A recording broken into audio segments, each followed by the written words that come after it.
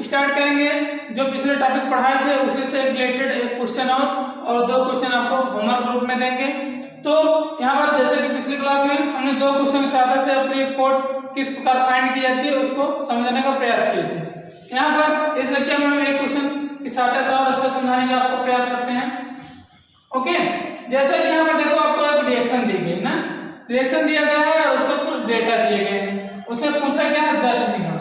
10 समीकरण हमें ज्ञात करने के लिए सर्वप्रथम तो m और n का मान निकालना होगा। उसके भी पहले हम आपको क्या बताया था कि 10 समीकरण लिख लेंगे। तो समीकरण इसका लिखेंगे ना कि इसका, ये तो हमें दिया गया है लेकिन निकालना किसका है, a और b2 के रूप में। तो यहाँ पर समीकरण क्या आ जाएगा, a की पावर m b2 की पावर n। इतनी बात है समझ में। अब हम एक स्टेप का जो दर के रूप में दिया गया है सारणता a और b2 का, उसके रूप में वैसे ही लिख लेंगे। तो अब हम यहाँ पर पहला स्टेप लेते हैं। तो इसका दर क्या है पहले स्टेप का 0.002 के का मान तो वैसे रहने देंगे। एक स्थान पर 0.1 आ जाएगा और यहाँ m आ जाएगा और ये इसके स्थान पर 0.1 n। उसी का 0.002 0.2 सेकेंड वाले के लिख रहे हैं, ध्यान देना। फिर इसका 0.1, इसका भी n हो जाएगा। फिर उसी प्रकार हम थर्ड वाला लेते हैं। थर्ड वाला 0.008 है यहाँ पर देखो। फिर उसके बाद a की सारणता क्या है, a की सारणता 0.3 है पावर m और b की सारणता क्या है, b2 की सारणता क्या है 0.2। तो यहाँ पर आ जाएगा n। उसी का लास्ट वाला क्या है 0.18 और k 0.4 m 0.3 n। इतनी बात है इसमें बोलना कि सारणता किसके स्थान पर रखे हैं, a के स्थान पर a वाली सारणता, b के स्थान पर b वाली सारणता और दर तो हमें दिया ही गया है ना। अब देखो, अब हम इन इक्वेशन से जितने बन के निकले हैं इन इक्वेशन, इन सभी का हम ऐसा व्यवस्थित करेंगे कि हमें m और n का मान निकल जाएगा।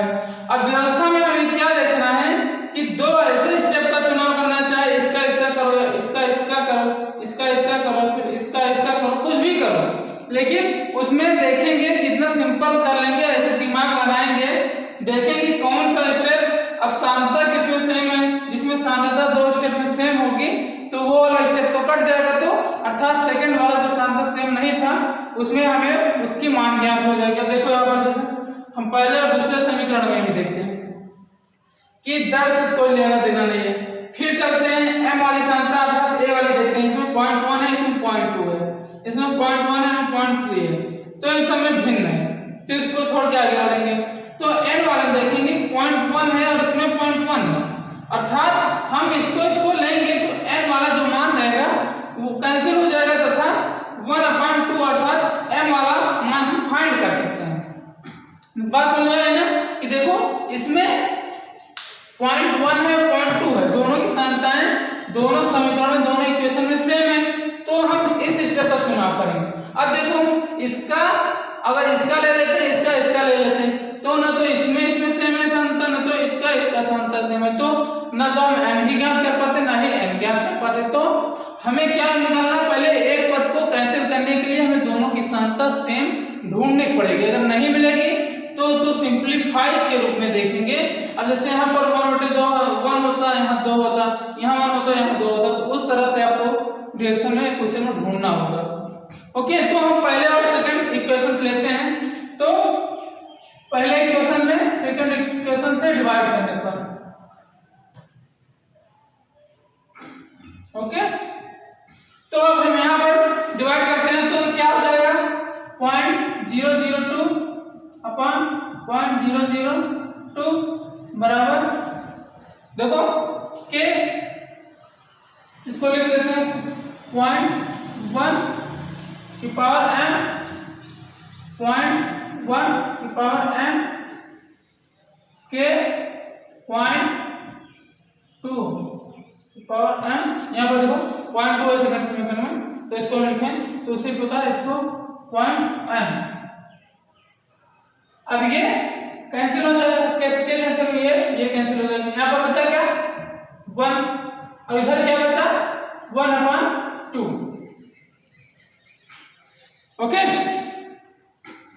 अब हम यहाँ पर m का मान निकालेंगे।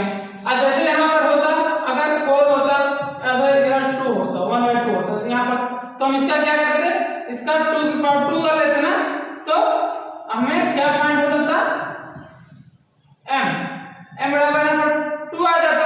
लेकिन अब इस क्वेश्चन में ऐसा नहीं है। अब इस क्वेश्चन में क्या बोल रहा है कि हाफ की पावर इधर m है, इधर 1 की पावर 1 मान सकते हैं ना, मान सकते हैं ना।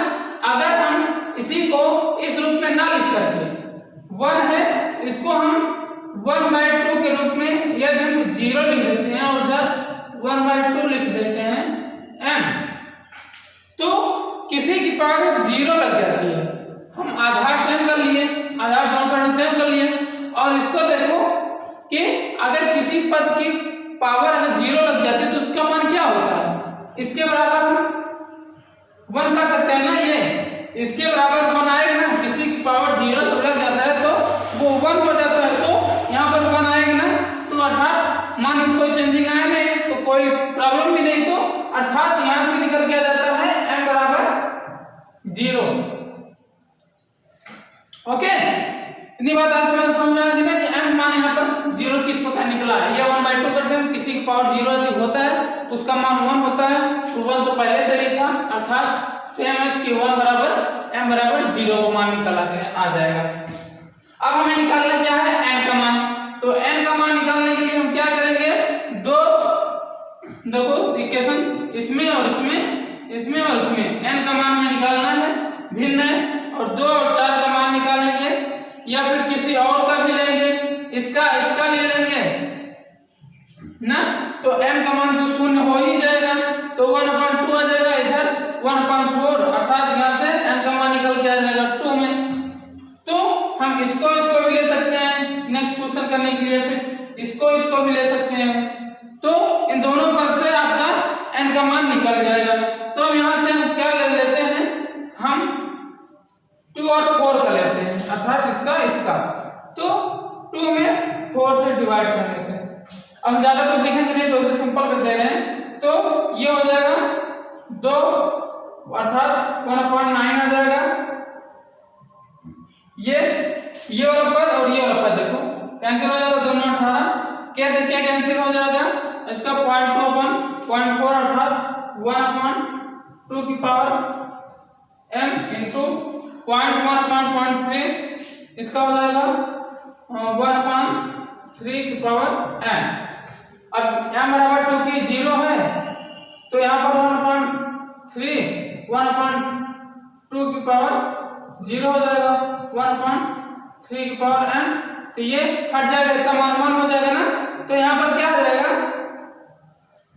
1/3 की पावर स्क्वायर, और अब यहाँ पर 1 इंटू 1/3 n, अर्थात n बराबर मान क्या होगा, अब ये 1 हो या ना हो इसका कोई मतलब नहीं, तो यहाँ से हम हटा देते हैं, तो n बराबर निकल के आता है 2। ओके, इतनी बात समझ में आ गई, इसको किस प्रकार फाइंड किया,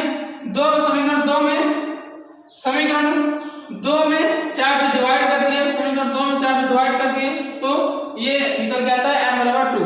अगर समीकरण 2 में हम 3 से भी डिवाइड करते तब भी हमारा आंसर फाइंड हो जाता है, अर्थात n का मान निकल आता है। तो हमें m और n का मान निकल गया है ना, तो अब हम यहाँ पर इक्वेशन के रूप में जो समीकरण है हमारा ये r a की पावर m b2 की पावर m, तो यहाँ पर हम m और n का मान रखेंगे के a की पावर 0 आ जाएगा, यहाँ पर b2 की पावर m बराबर 2 आ जाएगा, तो अर्थात r बराबर के b2 की पावर 2, ये हमारा आ गया 10 समीकरण ना। उसी प्रकार अब द नियतांक का मान निकाले, तो द नियतांक का मान पूछेगा ना, तो आप कहीं से भी पहले ही स्टेप से आप निकालेंगे, तो 10 समीकरण का मान पहले स्टेप से निकालते हैं। ओके, तो यहाँ पर 10 समीकरण का यूज यही होगा, तो r बराबर के में क्या के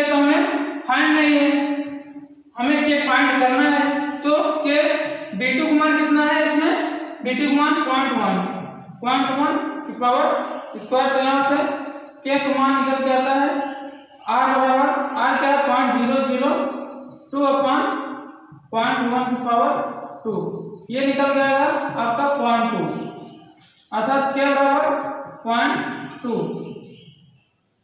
ओके, अब ये वाला जो मान है उसका मान इसी में हम रख देंगे।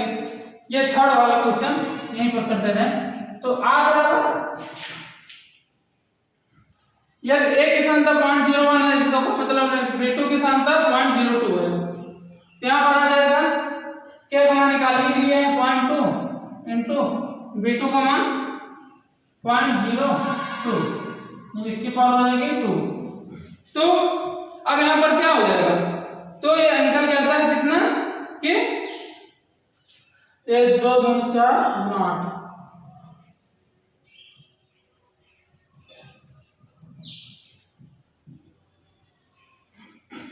ये निकल के हमारा इतना आ जाएगा। ओके, तो अब यहाँ पर तो अब ये कि दर तो निकल गई। एबी के निर्माण की दर में पूछ रहा है, एबी के निर्माण की दर पूछ रहा है, वो आप निकाल लेंगे। आंसर हम आपको बता दे रहे हैं कि 21 प्रकार निकलेगा। तो r बराबर हो जाएगा प्लस 1/, इस समीकरण से निकाल लें, plus 1/2 d AB upon dt। तो ये हो जाएगा, उसका मान रख देंगे। अब चूंकि हमें क्या निकालना है, दर निर्माण की दर निकालना है, अर्थात इतना वाला पद यह तो निकालने में माहिर ही हो गए हैं। तो अब हमें r निकल गया है कितना, ये निकला है ना, तो इसी में क्या हो जाएगा, तो r इंटू 2 बराबर d AB upon dt। r का मान यहाँ पर रख देंगे, तो अर्थात कितना आ जाएगा, ये 16 इंटू 10⁻⁵। ओके, ये हमारा आंसर होगा। अब देखो इतना बात समझ में आ गया ना। तो अब ये आपको दो क्वेश्चन दिए गए, ये आपको हम नहीं बताएंगे, एकदम सिंपल सा क्वेश्चन है ये। या इसमें छद्म क्रिया कारक के रूप में हम निकाल लेंगे, स्लो स्टेप से आपको निकालना है। ये दर निर्धारण पर स्लो स्टेप वाला होता है, तो यहाँ पर छद्म क्रिया कारक जो है ओ है, तो ओ वाला हम यहाँ से केसी के थ्रू निकाल लेंगे। ओके, तो यहाँ से क्वेश्चन आपको आंसर इसमें बता दिया गया है, आंसर कितना आएगा इसको आप खुद से लगाइए। दोनों क्वेश्चन सिंपल है, सब आपको बता चुके हैं। ओके, तो यहाँ तक अच्छा समझ में आ गया है, ठीक है, बढ़िया है।